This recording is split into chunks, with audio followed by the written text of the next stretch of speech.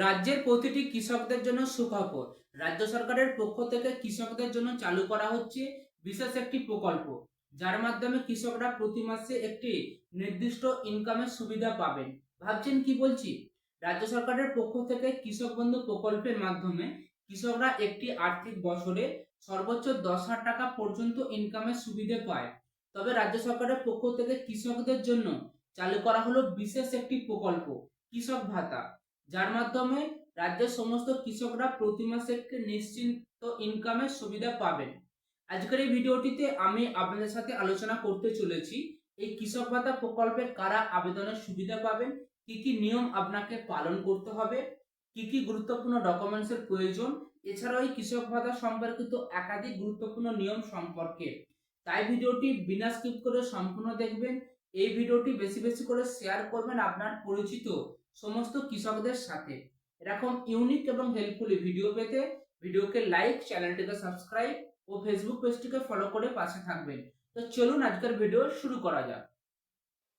Video শুরুতে দেখে নেওয়া যাক এই কৃষক ভাতা প্রকল্পে কারা আবেদনের সুবিধা পাবে।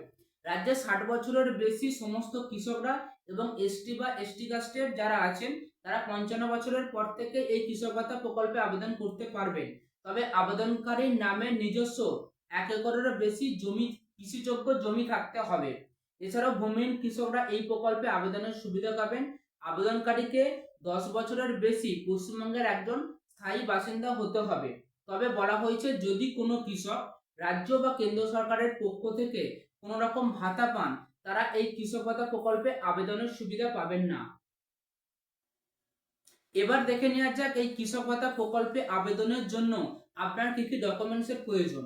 আবেদনকারীর আধার কার্ড, জমির পর্চা, যদি আপনি এসটি বা এসটি কাস্টের হন তাহলে আপনার কাস্ট সার্টিফিকেট, যদি কৃষকটি প্রতিবন্ধী হন তাহলে আপনার প্রতিবন্ধী যে সার্টিফিকেট আছে সেটা আপনাকে সাবমিট করতে হবে।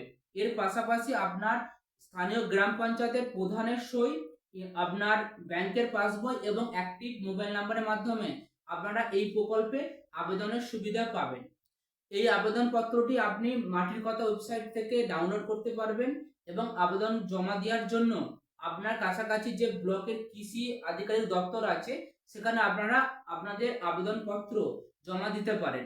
তবে বলা হয়েছে এই কৃষক ভাতা প্রকল্পের মাধ্যমে পুরুষরা প্রতি মাসে 1000 টাকা করে এবং যদি কোনো মহিলা কৃষক থাকেন এসটি বা এসটি কাস্টের, তারা প্রতি মাসে 1200 টাকা করে ইনকামের সুবিধা পাবেন। রাজ্য সরকারের এই কৃষক ভাতা প্রকল্প সম্পর্কে আপনার মতামত ভিডিওর কমেন্টে জানাতে ভুলবেন না।